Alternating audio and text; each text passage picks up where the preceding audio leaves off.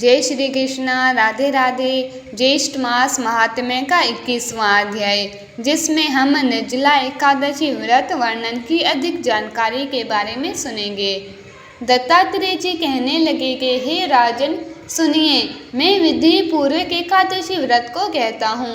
हे नृप, दशमी के दिन प्रातःकाल उठकर शौच विधि को करें। काष्ठ की दातून को त्याग कर पके हुए पत्तों से दांतों को शुद्ध करें। महानदी में मंत्र पाठ पूर्वक पंचगव्य से स्नान करें। संध्यादिक कर्म करके स्वच्छ वस्त्र पहनकर घर को जाएं।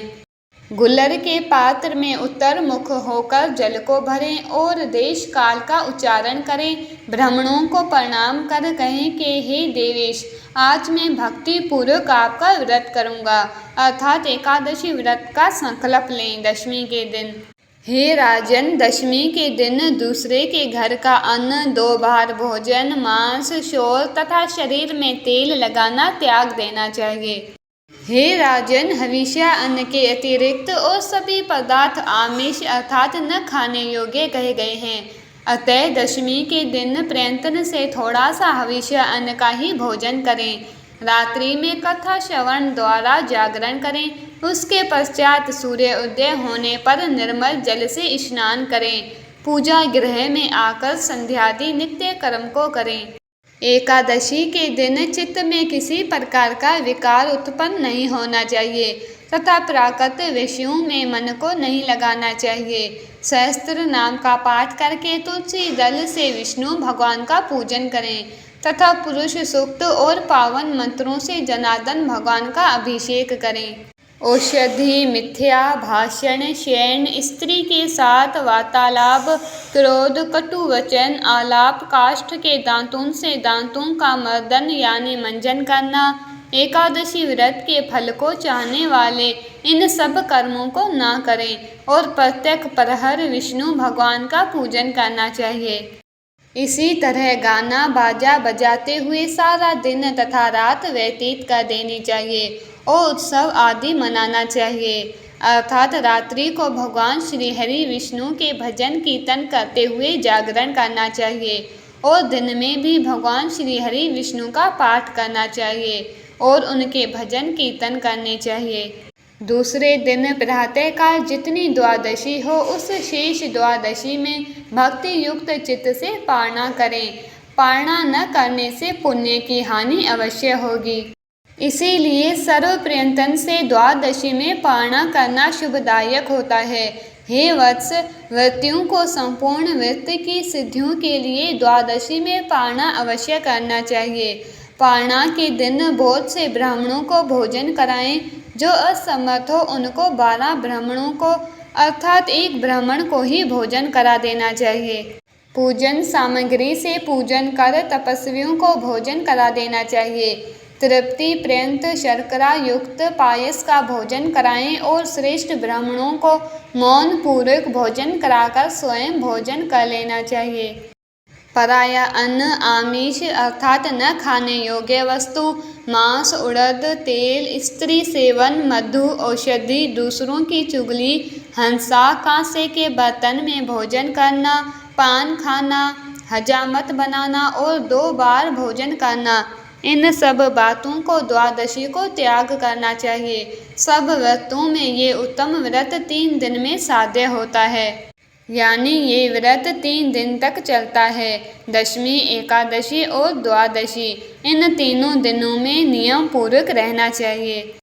हे नरपश्रेष्ठ, एकादशी के दिन भोजन नहीं करना चाहिए। अन्न का तो सर्वथा त्याग ही कर देना चाहिए। एकादशी को अन्न खाने से नरक में जाते हैं। द्रव्य पदार्थ जल, लवण, जहाँ अग्नि में प्रकोप किए जाते हैं उसी को लवण कहते हैं। अन्न धान्य से सिद्ध जो अन्न है वह इसमें नहीं लिया है।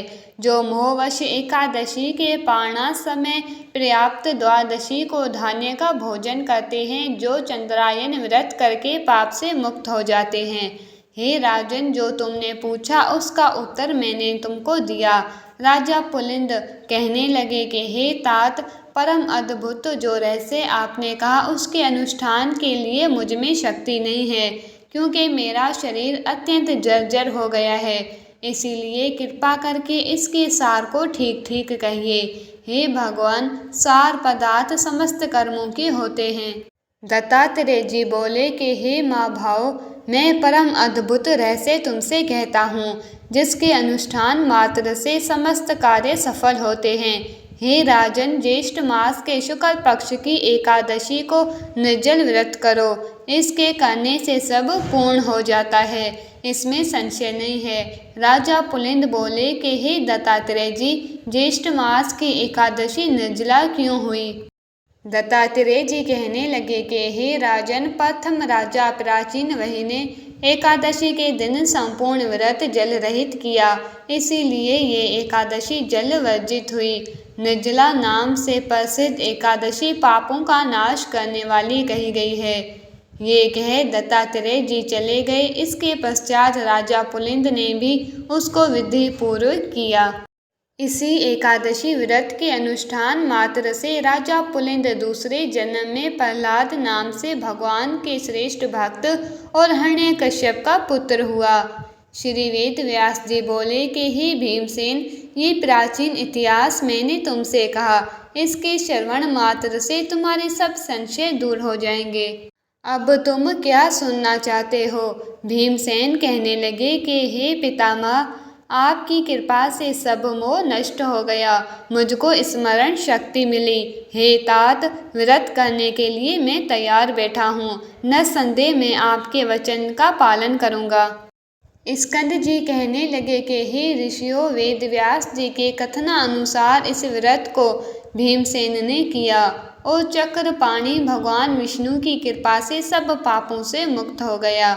इति श्री ज्येष्ठ मास महात्म्य निर्जला एकादशी व्रत वर्णन 21वां अध्याय संपूर्ण। आज की वीडियो में बस इतना ही। अब आगे का वृत्तांत आप आने वाले अध्याय में ज़रूर सुनिएगा। उम्मीद है आपको ये कथा ज़रूर पसंद आई होगी। प्लीज़ वीडियो को लाइक कीजिए, ज़्यादा से ज़्यादा शेयर करके चैनल को सब्सक्राइब कीजिए, ताकि आने वाली कथाओं का नोटिफिकेशन आपको समय से मिल सके। राधे राधे।